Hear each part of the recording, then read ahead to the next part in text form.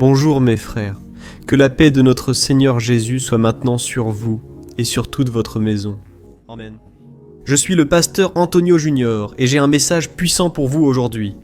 Toi qui es fatigué de te battre, toi qui doutes de ton avenir et aussi de ta vie spirituelle. Avec Dieu, frère, vous savez quand on marche avec le Seigneur, mais on se sent tellement éloigné de lui. C'est comme si c'était un patron et un employé. Et ce patron exige toujours des résultats de l'employé. Et souvent l'employé n'arrive pas à fournir ce résultat. Et alors vient cette pression. Et alors vient ce sentiment d'échec. Ce sentiment que, à tout moment, il va être renvoyé de l'entreprise, frère. Ce sentiment est fréquent chez les chrétiens. Parce que, très souvent, nous traitons Dieu comme un père très strict, très sévère, qui est prêt à tout moment à nous abandonner, ou simplement à nous remplacer par quelqu'un d'autre. J'ai déjà entendu une phrase qui est très courante parmi nous. Les gens disent comme ça. Écoute, si tu ne veux pas servir Dieu, Dieu mettra quelqu'un d'autre à ta place. L'œuvre de Dieu ne s'arrête pas, et Dieu va susciter une autre personne à ta place. Et alors, on reste avec cette pression et ça finit par nous blesser, n'est-ce pas? Vous savez, frère, pendant longtemps dans ma vie et dans ma marche avec le Seigneur, je me suis beaucoup exigé. Je pensais qu'à tout moment, Dieu allait me rejeter. La vérité, c'est que je ne connaissais pas encore la grâce de Dieu, la faveur imméritée du Seigneur. J'en avais entendu parler, mais je n'ai pu en faire l'expérience dans ma vie que lorsque je me suis retrouvé plongé dans de nombreux péchés et beaucoup de mauvaises choses. Même après ma conversion. Parce que lorsque je me suis converti, frère, j'ai encore apporté beaucoup de traces de ma vie ancienne, de mon passé, vous savez. Alors, ça a été un processus de délivrance, un processus de sanctification. Et peut-être que toi qui m'écoutes d'ici, tu t'exiges beaucoup. Pourquoi? Tu entends parler de ce qu'est la vérité. La Bible dit clairement que sans la sainteté, personne ne verra le Seigneur. Mais alors, tu entends ces paroles et tu t'exiges, tu te martyrises, tu vois? Parce que tu n'arrives pas à atteindre ce niveau que tu voudrais dans ta vie spirituelle. Frère, c'est comme si c'était comme ça, tu vois? On décide aujourd'hui de marcher avec Dieu, de lire la Bible, de prier, de jeûner. Mais on dirait qu'aussitôt qu'on prend cette décision, la tentation vient frapper à notre porte. Tu sais, l'ennemi, il sait quand tu prends la décision de changer de vie. Et tout ce que je t'ai dit, c'était là, au début de ma conversion. J'avais beaucoup de mal, mes frères, à vaincre la pornographie. J'avais encore l'habitude de mentir, de petits mensonges, tu sais, au quotidien. Et c'est alors que l'Esprit Saint a commencé à me déranger. Il a commencé à me convaincre du péché. Frère, c'est là que tout a commencé. C'est à ce moment-là que le diable a commencé à devenir furieux. Parce qu'il a compris que je n'abandonnais pas. Ni la première, ni la 10e fois. Le diable l'a remarqué. Frère, j'étais prêt à aller avec Jésus jusqu'au bout. Même si j'étais souvent déçu. Même si je pleurais. Comme l'apôtre Pierre, qui même après avoir marché avec Jésus pendant 3 ans, l'a renié ouvertement. Il a même affirmé « Je ne connais pas cet homme, jamais entendu parler de lui ». Frère, ce que Pierre a fait était honteux. Et quelle a été la réaction de Jésus? Vous vous souvenez de cela? Jésus a simplement regardé Pierre avec ce regard de compassion, parce que Jésus l'avait déjà averti qu'il allait le renier 3 fois. Mais, frère, Pierre était tellement autosuffisant. Il était tellement confiant qu'il irait avec Jésus jusqu'au bout. Et c'est alors que Dieu a permis qu'il tombe de son piédestal. Dieu a permis qu'il soit frustré avec lui-même, afin qu'il puisse alors placer sa dépendance dans le Seigneur. Alors, je vais te montrer ici aujourd'hui ce que tu dois faire quand tu te sens frustré, quand tu penses qu'il n'y a plus de solution, quand tu penseras qu'il n'y a rien que Dieu puisse faire dans ta vie, parce que tu ne te sens pas à la hauteur, que tu n'arrives pas à vaincre certaines tentations, certains péchés. Je vais te montrer, mes frères, qu'il est tout à fait possible d'être totalement libéré. Frères, c'est très triste de voir des personnes qui sont dans les églises depuis 30, 40 ans, même 20 ans, et qui, jusqu'à aujourd'hui, restent faibles spirituellement, qui n'ont pas appris le secret pour s'affermir avec Dieu une bonne fois pour toutes. Alors, si jusqu'à aujourd'hui tu vis dans la frustration, tu sais, en perdant ta paix, parce que tu n'arrives jamais à garder cette constance, un moment tu es au sommet, un autre moment tu es au plus bas, et alors tu penses que Dieu ne pourra jamais achever cette bonne œuvre. Je t'invite à rester jusqu'à la fin. Le message d'aujourd'hui est très intéressant. Je vais te parler d'un jeune homme qui a vécu une grande honte, mais ensuite Dieu lui a donné une leçon. Alors, reste avec moi jusqu'à la fin. Je suis sûr qu'à travers la prière, Dieu va apporter la délivrance aujourd'hui. La délivrance de cette rancœur, de cette angoisse qui est dans ton cœur, de cette tristesse qui ne part pas. Jésus lui-même a dit dans Jean, chapitre 10, verset 10, qu'il est venu pour nous donner une vie en abondance. Mais le voleur, lui, est venu seulement pour voler, tuer et détruire mes frères. Aussi surprenant que cela paraisse, lorsque Jésus a dit cela sur le voleur, il ne parlait pas de Satan, mais des pasteurs, à des dirigeants qui bien souvent tuent, volent et asservissent les gens par des enseignements faux, par des pressions, des doctrines d'hommes. Tu comprends ? Une manipulation, et je sais que beaucoup se sont justement frustrés à ce sujet. Les voleurs de ta joie, de ta paix, ils ont fini par t'atteindre. Mais aujourd'hui, je vais te montrer que Jésus, il est différent de l'être humain. Jésus, mes frères, regarde comme il est merveilleux, comme je te l'ai dit. C'est dans des moments comme ça que je me suis senti le plus vaincu. À ce moment-là où je me sentais le plus sale, que j'ai pu voir l'amour de Dieu. Et j'ai appris une chose, la compassion, elle guérit plus que la condamnation. Alors, si toi tu as un cœur repentant, tu veux vraiment changer de vie, à partir d'aujourd'hui je vais t'aider. Je vais t'apporter un enseignement ici. Et tu verras que le même Jésus du passé, qui lorsqu'il était ici sur terre, a montré de la compassion pour les pécheurs repentants, il montre la même compassion pour toi. Amen. Avant de commencer, je veux juste vous remercier, vous qui avez partagé les prières. Regardez combien de vies sont touchées par Jésus. Parce qu'ici, je ne parle pas de religion. D'ailleurs, je ne vous appelle même pas mes brebis, parce que nous sommes tous les brebis du Christ. Amen, je ne peux pas être jaloux de toi si tu écoutes une autre vidéo ici sur YouTube, sur Instagram, sur Facebook. Jamais, mes frères. Au contraire, je veux te souhaiter du bien, je veux que tu grandisses spirituellement chaque jour. Amen. Peu importe qui tu écoutes, l'important c'est que tu entendes le message de l'évangile. C'est la seule chose à laquelle tu dois prêter attention. Quel genre d'enseignement les gens apportent-ils là dehors ?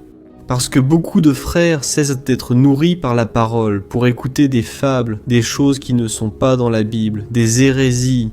Donc, ma préoccupation ici est que tu apprennes la parole de Dieu d'une manière simple et facile, afin que tu puisses transformer ta vie avec l'aide du Saint-Esprit. Gloire à Dieu! Alors abonne-toi à ma chaîne et active la cloche de notification pour que tu ne rates pas les prochaines prières que je ferai pour toi, pour ta famille. Et je suis sûr que ta vie ne sera plus jamais la même. À partir d'aujourd'hui, gloire à Dieu. Alors commençons. Frère, avant que nous lisions le verset d'aujourd'hui, j'ai besoin que tu imagines une scène ici avec moi. Revenons 2000 ans en arrière, quand Jésus était là. Tu sais, dans ce jardin rempli d'oliviers, où Jésus a même transpiré du sang. La Bible raconte que les disciples ont fini par s'endormir, mais Jésus était profondément angoissé, car il savait que son heure approchait. Il allait aller à la croix, et il a fait cette prière que nous connaissons tous. « Père, s'il est possible, éloigne de moi cette coupe, mais que ce ne soit pas ma volonté qui soit faite, mais la tienne. » Frère, Jésus a fait cette prière, vous savez pourquoi ? J'imagine la douleur et la souffrance qu'il traversait alors. Parce qu'il savait qu'il allait ressentir le poids du péché du monde entier sur ses épaules, lorsqu'il serait là, sur la croix. Alors, vous imaginez, frère ? Jésus, qui a toujours vécu en intime communion avec le Père, il a été déconnecté de Dieu. Mais à cause de nos péchés qui tomberaient sur lui à ce moment-là sur la croix, le Père lui tournerait le dos. C'est parce que Dieu est saint, Dieu est parfait. Et Dieu ne peut pas avoir de communion avec le mal, avec le péché, vous comprenez ? Alors Jésus était profondément épuisé, fatigué, parce qu'il savait ce qui allait se passer. Et puis, soudain, un ange est venu assister Jésus, est venu le consoler. Mais là, frère, la paix était sur le point de prendre fin à partir de ce moment-là. Pourquoi ? La Bible raconte qu'à ce moment-là, les soldats sont arrivés, les gardes du temple, avec des épées et des armes à la main. Frère, imaginez les torches de feu au loin. Qui marche devant ? Voyons si tu t'en souviens. Judas Iscariote, l'un des amis de Jésus. Alors il s'approche, il embrasse Jésus sur la joue et, avec ce baiser, il livre le maître, pour qu'il soit arrêté. Frère, imaginez la déception, même si Jésus savait qu'il allait le trahir. Frère, cela a été comme un coup de poignard dans sa poitrine, pour ainsi dire. Et là, soudainement, une confusion commence à ce moment-là. Pourquoi ? Le disciple Pierre. Il était désespéré, et il a alors pris une épée et a coupé l'oreille de l'un des soldats. Et alors Jésus lui a dit d'arrêter ça. Et il est allé là-bas, et a guéri son ennemi. Il a guéri ce soldat qui avait été envoyé là pour l'arrêter. Et Jésus. Frère, c'était son dernier miracle avant la croix. Et au milieu de ces cris, de cette agitation, de toute cette peur, la Bible dit que les autres disciples ont perçu le danger, et ils se sont simplement enfuis et se sont cachés. Écoutez frère, je sais que vous pensez que, à ce moment-là, Jésus est resté totalement seul. Mais et si je vous disais qu'il y avait une autre personne là, que la Bible mentionne, et que peu de gens ont prêté attention à cela? C'est une scène curieuse. Et je veux vous lire ce qui est écrit dans Marc, chapitre 14, versets 51 et 52. Regardez ce qui est écrit. Il est dit ceci, d'accord? Un jeune homme le suivait, vêtu seulement d'un drap. Quand ils ont essayé de l'arrêter, il a laissé tomber le drap et s'est enfui complètement nu. Frères, voyez comme c'est intéressant ici. Ce jeune homme n'était pas l'un des 12 apôtres. Il suivait Jésus à distance. La Bible donne peu de détails sur lui et ne mentionne pas son nom, mais elle en parle. Chose intéressante, ce jeune homme suivait Jésus, mais il est clair qu'il le suivait de loin. Tu comprends? Ce jeune homme voulait être près de Jésus, mais peut-être qu'il n'avait pas le courage, ou peut-être qu'il n'était pas engagé à 100%. Et ses vêtements montraient déjà cela. Pourquoi portait-il seulement un drap? Regardez, frère, un drap ne sert pas à la guerre ni à la bataille, n'est-ce pas? À quoi sert-il alors? Il sert à dormir, Confortable, ce drap, frère, est le reflet de notre christianisme superficiel d'aujourd'hui, frère. Ce drap représente la foi de ces personnes qui vont à l'église seulement à la recherche de bénédiction, seulement à la recherche du bon côté de la Bible, vous savez. Mais ces personnes comme Porphyra ne veulent pas porter la croix. Elles ne veulent pas payer le prix de suivre Jésus. Alors, c'est cet engagement qui ne compte que quand tout va bien, quand tout commence à marcher. Mes frères, quand les choses commencent à devenir difficiles, quand la tentation arrive, c'est la première chose qu'on laisse tomber. Notre foi, notre confiance en Dieu, ce qui nous donnait une certaine sécurité, tu comprends? Frère, la situation est devenue très difficile pour ce jeune homme. Pourquoi? Les gardes l'ont vu et attrapé. La persécution est alors devenue réalité. Autrement dit, il savait qu'il était risqué de suivre Jésus. Mais il n'avait pas conscience que c'était aussi grave, que c'était aussi sérieux. Frère, vous connaissez des personnes qui ont choisi de suivre le Christ et dont la situation s'est soudain aggravée. Soudainement, une grande bataille a éclaté à la maison. Je sais que beaucoup d'entre vous qui m'écoutez ici traversent cela. Et c'est pour cela que je veux prier pour vous, pour que Dieu vous fortifie. Parce que ce n'est pas facile, frère. Le combat spirituel, il a lieu, il est réel. Lorsque je me suis converti, j'ai vraiment confié mon cœur et mon avenir au Seigneur, frère. Pratiquement chaque nuit, j'avais beaucoup de cauchemars, frère, des cauchemars terribles. Je rêvais que le diable venait, il m'étranglait, il ne me laissait pas respirer. Il venait, il essayait de me tuer de toutes les façons. Et c'est seulement alors que j'invoquais le sang de Jésus, et là Jésus me délivrait, il me libérait. Combien de fois j'ai eu cette sensation d'étouffement, tu sais ? Je n'arrivais à appeler personne, et seulement dans ma pensée, même pendant le rêve, j'appelais Jésus, et alors il me libérait. Frère, ce fut difficile, certains se sont opposés à moi. C'est comme si l'ennemi prévoyait ce que Dieu préparait pour ma vie. C'est pourquoi, si tu traverses une bataille aujourd'hui, je veux te dire de ne jamais te décourager dans cette vie. Suis Jésus, que ce soit pour la vie ou pour la mort. Pourquoi ? Ce qu'il a préparé pour toi est bien plus grand que tout ce que tu pourras jamais imaginer dans ta vie. Amen. La volonté du Seigneur pour toi est bonne, parfaite et agréable, mais cela n'arrivera jamais. Et alors, frère, c'est ici que je veux te dire quelque chose de très important, que la Bible rend très clair. Oh quoi ? Quand les soldats ont arrêté ce jeune homme, il s'est échappé de leurs mains. Mais il a dû laisser tomber ce drap, la seule chose qui couvrait sa honte. Et il s'est enfui nu. Tu sais pourquoi, mon frère ? Parce qu'il voulait sauver sa propre peau, mais en même temps, il a eu très honte. Imaginez l'humiliation, mes frères, si d'autres le voyaient nu. Frères, c'est ici que cette histoire commence à faire partie de notre vie. Vous savez pourquoi ? Je vais vous donner quelques exemples ici de moments où vous avez honte après avoir pris un engagement avec Jésus. Mais Du fait que vous n'êtes pas encore si ferme, vous finissez par être humilié. Laissez-moi vous expliquer un détail qui arrive très souvent. Imaginez que vous êtes là, à votre travail, et que vous êtes une personne qui cherche à faire ce qui est juste. Vous ne doublez personne, vous ne faites rien de mal. Un jour, votre chef arrive et vous dit « Écoute, je veux que tu changes ce chiffre ici, dans le rapport, parce qu'on a besoin d'atteindre l'objectif. Mais c'est juste un petit détail.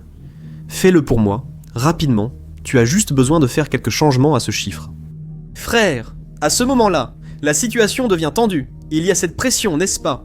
Est-ce que je fais ça pour faire plaisir à mon patron? Ou est-ce que je refuse et je risque d'être licencié? Après tout, je sais que ce qu'il m'a demandé est mal. Frère, nous pouvons traverser de grandes épreuves dans notre vie.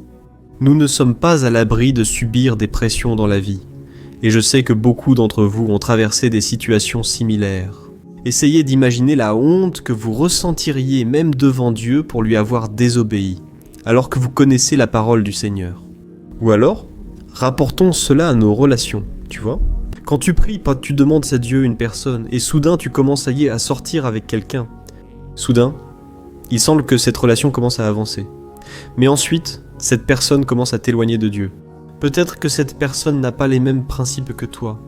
Elle ne suit pas la Bible, et à cause de cela, elle n'est pas prête à attendre le mariage pour avoir des relations sexuelles. Et puis, tout à coup, cette relation commence à devenir plus intense, et vous savez de quoi je parle.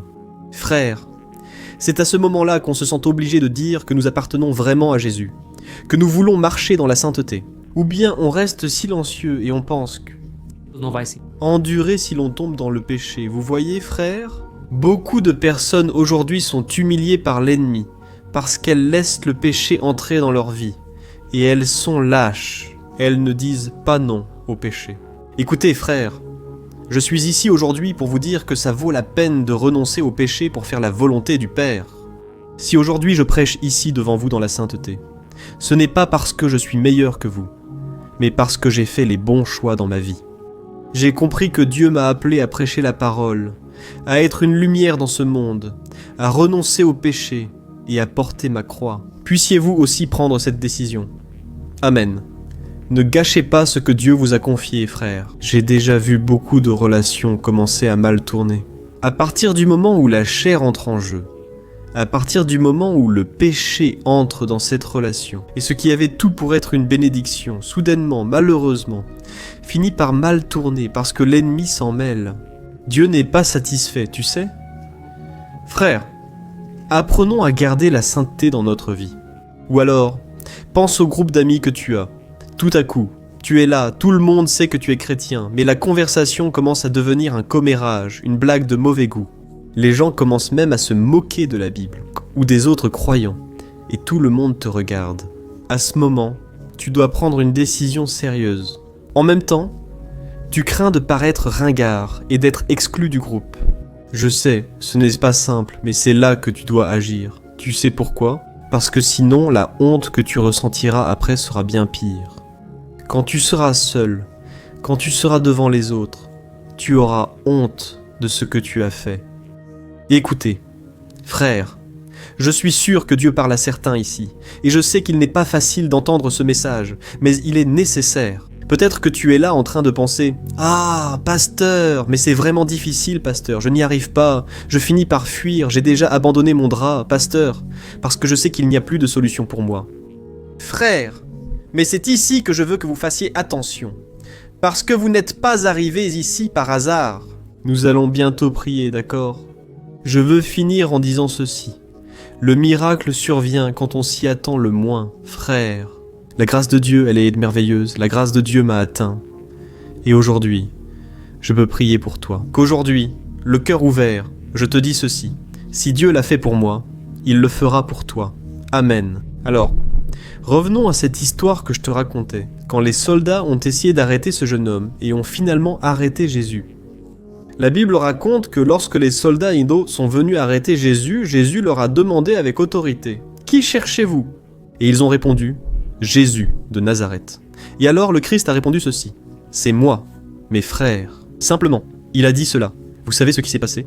La puissance de Dieu était si forte que les soldats qui étaient venus pour arrêter Jésus ont été repoussés en arrière et ils sont tombés par terre. Autrement dit, Jésus montrait que personne n'allait lui ôter la vie. Il contrôlait tout et au contraire, c'est Jésus qui se livrait en notre faveur. Et quand ces deux soldats se sont relevés, Jésus a parlé de nouveau. « Je vous ai déjà dit que c'est moi. Si c'est moi que vous cherchez, alors laissez les autres partir. » Frères, ce n'était pas une faveur que Jésus demandait.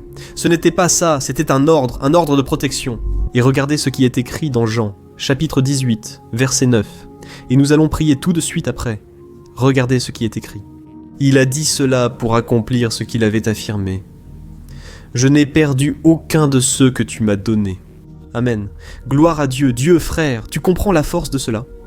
Ici, Jésus est en train de dire ceci. Je ne vais perdre aucun de ceux qui sont venus à moi, de ceux qui sont venus me chercher, de ceux qui se sont repentis de leurs péchés. Je ne vais perdre aucun d'entre eux.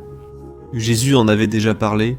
Les brebis que le Père me donne, c'est pour que je ne les perde jamais. Mais dans ce cas précis, Jésus disait, je vais protéger mes brebis. Alléluia, laisse-moi te dire une chose. Deus não desistiu de você. Non, il ne va pas t'abandonner, même si tu t'es enfui de lui. Même si tu as honte de savoir à quel point tu es un mauvais pécheur, à quel point tu es lâche. Si tu ouvres simplement ton cœur aujourd'hui, le pardon, la grâce et la miséricorde t'atteindront. Amen. Et peut-être que tu te demandes là, mais pasteur, que dois-je faire pour ne pas être un lâche, pour ne pas fuir, pour ne pas succomber à la tentation? Frère, il faut d'abord comprendre que le courage ne vient pas de notre force. Si cela ne dépendait que de nous, nous échouerions et tomberions toujours. Alors, la première étape, c'est de changer ton point de vue au moment de la pression. Au lieu de penser comme ça, « Ah, je n'y arrive pas. Ah, je vais céder à cette tentation. » Non. Tu dois entraîner ton esprit à invoquer le Saint-Esprit à ce moment précis. Tu comprends? C'est une décision d'une seconde. Quand la tentation arrive et frappe à ta porte, c'est De você respirar fundo. faire cette prière, même si c'est là, dans ton cœur. Et alors tu penses, tu dis comme ça, « Ô Saint-Esprit, c'est maintenant. Aide-moi en ce moment. Donne-moi ta force. Je n'y arrive pas tout seul. J'ai besoin de ton aide. » Frère, vous allez voir le miracle se produire à cet instant précis. Amen. C'est là que tu commences à échanger ce drap contre une armure, tu vois? Le drap, il parle de quoi? De confort, de paresse, de rester dans cette vie-là. Relaxada, sem compromisso. Engagement. Mais mes frères, l'armure est faite pour la guerre, à porter chaque matin et soir. C'est pour ça que je fais la prière, le matin et le soir. Parce que je sais que si tu commences ta journée fermement avec le Seigneur et que tu termines ta journée en prière, tout va concourir à ton bien. Dieu va te fortifier. Dieu va enlever de toi cette honte, la honte du passé, la honte de vivre loin du Seigneur. Alléluia, prions maintenant. Et si tu as été touché par cette parole, écris ici, dans les commentaires, « Dieu m'a parlé aujourd'hui » ou alors écris, « Je ne vais plus fuir Dieu ». Alléluia, Amen. Déclare-le avec foi. Approprie cette parole. Je veux maintenant prier pour ta vie. C'est un moment crucial. Et quand je chante à la fin, je te demande de partager avec tes amis, ta famille, parce que je sais que beaucoup seront touchés et que Dieu va t'utiliser puissamment dans leur vie. Amen. Alors, ferme les yeux et prions. Seigneur, mon Dieu et mon Père, nous voulons te remercier pour cette parole puissante. Merci, mon Dieu, pour un jour de plus de vie. Merci pour l'air que nous respirons et surtout parce que ta grâce nous suffit. Ô mon Dieu, nous reconnaissons à quel point nous sommes faibles, à quel point nous dépendons de toi. Père, je place devant toi la vie de chaque personne qui prie avec moi. Maintenant, mon Dieu, tout d'abord, nous te demandons pardon, car nous sommes tellement imparfaits. Père, combien de fois agissons-nous comme ce jeune homme au drap? Pardonne notre foi et notre engagement faible. Pardonne-nous parfois. Ô Père, la situation est devenue difficile. Nous avons reculé sans assumer notre appartenance à Jésus. Nous avons eu peur de ternir notre image. Nous avons eu peur d'avoir honte et, en réalité, nous avons fini par faire bien pire. Nous avons renié Jésus. Ô Seigneur, s'il te plaît, change nos vêtements. Donne-nous des vêtements saints. Nous voulons marcher en ta présence, Seigneur, et ne plus tomber dans la tentation. Aide, Seigneur, ton peuple qui crie ici aujourd'hui. Regarde les commentaires, mon Père. Beaucoup de gens disent qu'ils veulent revenir dans tes bras, Seigneur. Il n'y a rien de meilleur dans cette vie que de marcher en ta présence, même si nous sommes dans le désert. C'est là que le Seigneur nous console, c'est là que le Seigneur nous fortifie, c'est là que nous ressentons ta présence. Mon Père, aujourd'hui nous nous sentons, mon Dieu, comme ce fils prodigue qui traverse une grande épreuve. La vie n'a pas été facile du tout, on dirait que nous sommes au fond du gouffre, qu'il n'y a plus d'issue, mais mon Dieu, aujourd'hui nous nous souvenons de ta parole. Nous nous souvenons que tu es ce Père qui est venu en courant, étreignant le fils prodigue, le fils qui était perdu et qui a été retrouvé. Seigneur, en ce moment, je dépose devant toi les afflictions de ton peuple. Ta parole dit dans le psaume 34, verset 19, que nombreuses sont les afflictions du juste. Mais le Seigneur le délivre de toutes. Ô mon Dieu, je crois que le Seigneur est en train de nous délivrer maintenant. Et je te demande maintenant, Seigneur, que cette douleur dans la poitrine, cette douleur dans le cœur, tu l'arraches de ta main. Maintenant, Jésus, enlève de ta main. Jésus, toute douleur, tout poids, toute oppression spirituelle. Je réprimande au nom de Jésus, par la puissance qu'il y a dans le nom de Jésus. Je réprimande tout mal, tout combat qui s'est levé contre cette personne. Que tout combat spirituel tombe à terre maintenant, au nom de Jésus. Père, je prie pour la santé des personnes qui m'écoutent. Toute maladie, toute douleur dans le corps et dans l'âme soit réprimandée. Maintenant, au nom de Jésus. Que ta puissance de guérison, Jésus, passe sur cette personne, apportant à nouveau la santé, la paix et la joie. Ô mon cher frère et ma sœur, si tu n'as jamais vraiment donné ta vie à Jésus, je veux t'aider, c'est le moment, d'accord? Ne remets pas à plus tard. Peu importe combien de fois tu as fui, la grâce du Seigneur est plus grande que tes péchés. Alors, prie avec moi de cette façon. Je vais dire quelques mots et tu vas les répéter avec foi, d'accord? Prie comme ça, regarde. Senhor Jesus, Je te demande pardon pour mes péchés. Je suis fatigué de fuir, je suis fatigué de la honte de mon péché. Et aujourd'hui, je remets ma vie à toi. Pardonne-moi, Seigneur, transforme-moi, purifie-moi et enlève de moi cette tristesse dans mon âme, ce vide dans ma poitrine. Aujourd'hui, je remets complètement ma vie à toi. Transforme-moi de l'intérieur vers l'extérieur. Le Seigneur connaît mes besoins. Le Seigneur connaît mes angoisses. Mais je crois que le Seigneur me donne la paix que le monde ne peut pas connaître. Et je te demande, Jésus, écris mon nom dans le livre de vie. Parce que je crois que le Seigneur est mort sur la croix, mais que le Seigneur est ressuscité pour me sauver. C'est en ton nom que je prie. Amen, gloire à Dieu. Ô cher frère, je suis si heureux que vous ayez fait la prière de consécration, et depuis je vois, le cœur et la parole de Dieu garantissent dans Romains, chapitre 10, que lorsque tu confesses Jésus de ta bouche, et que tu crois dans ton cœur qu'il est ressuscité d'entre les morts, tu es sauvé. Amen. Tu ne seras pas sauvé, tu es déjà sauvé. Tu vas déjà habiter au ciel avec lui, mais maintenant tu dois marcher en sa présence. Ne t'éloigne pas des chemins du Seigneur. N'abandonne pas ta foi, et je crois que dans les jours les plus difficiles, le Seigneur sera là, prêt à te secourir, à te relever à nouveau. Amen. N'oublie pas de partager cette prière, que Dieu te bénisse puissamment, et je t'attends dans la prochaine vidéo, une grande accolade. Puis-je te poser une question ? As-tu déjà remarqué que souvent les choses ne vont pas dans ta vie ? Alors tu te sens perdu, frustré et penses ne jamais être vraiment heureux.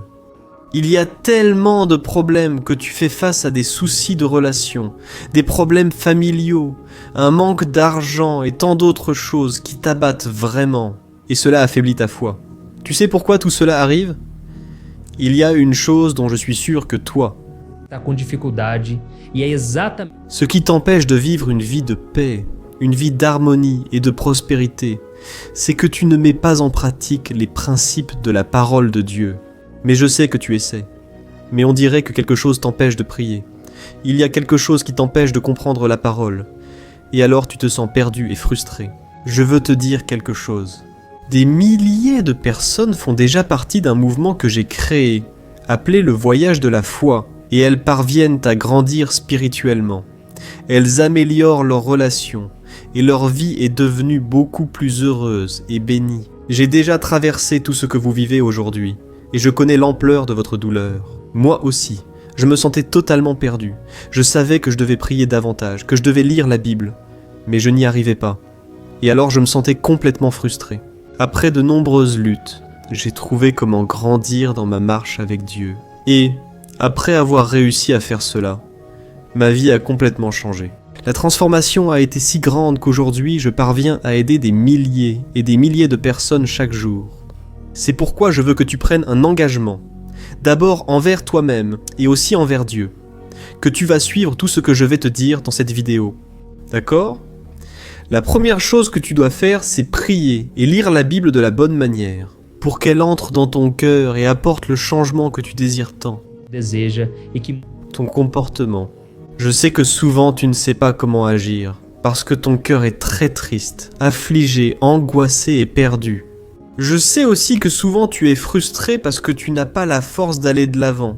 J'ai aussi vécu comme ça pendant de nombreuses années, et je sais exactement ce que c'est. Jusqu'à ce que je voie la parole de Dieu de façon simple et pratique. Et ce parcours a transformé ma vie à tel point qu'aujourd'hui je suis ici, aidant des milliers de personnes à trouver la paix, l'harmonie et la direction. Frère, je ne pouvais pas garder cela seulement pour moi. Je ne pouvais pas retenir cette connaissance. Et c'est pour cela que j'ai écrit 3 livres qui sont la base pour que vous appreniez cette façon simple et pratique de chercher Dieu et d'obtenir des résultats dans votre vie. Le premier livre s'appelle « Le moment avec Dieu ». Il va nourrir votre esprit d'une telle manière que vous allez ressentir un très grand désir de chercher Dieu. Dans ce livre, vous allez comprendre la parole d'une manière très simple et cela va renforcer votre foi. Dans celui-ci, vous allez lire un message pour chaque jour de l'année, en rappelant que tous ces messages sont divisés par thème, pour que vous puissiez aller directement à cette parole dont vous avez tant besoin. Et le deuxième livre, c'est Vie de prière. Ce livre va changer vos sentiments, il va guérir vos émotions, il va donner une direction à votre vie. Celui-ci, que votre quotidien sera beaucoup plus léger, parce que la prière, elle apaise notre cœur, elle soulage notre âme. Amen. Et dedans aussi, vous trouverez une prière pour chaque jour, et elles sont toutes également classées par thème. Par exemple, il y a une prière pour l'anxiété, une prière pour la dépression, une prière pour l'angoisse, le sentiment de culpabilité. Vous qui devez prendre une décision aujourd'hui, enfin, toutes ces prières vont vraiment vous fortifier dans votre cheminement avec. Enfin, il y a le livre Minutes de paix. C'est le livre qui va changer vos attitudes, et il va vous guider pour que vous ne vous sentiez plus jamais perdu. D'accord ? Le livre Minutes de paix, il vient avec des tâches faciles et rapides à mettre en pratique dans votre quotidien.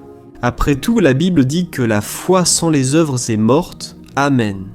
Et comme je veux que vous ayez tous accès à cette nourriture spirituelle quotidienne, je mets à disposition ces 3 livres, au format numérique, pour que vous puissiez y accéder où que vous soyez, que ce soit sur votre téléphone portable ou sur votre ordinateur. Et tout cela, frère, à un prix très abordable.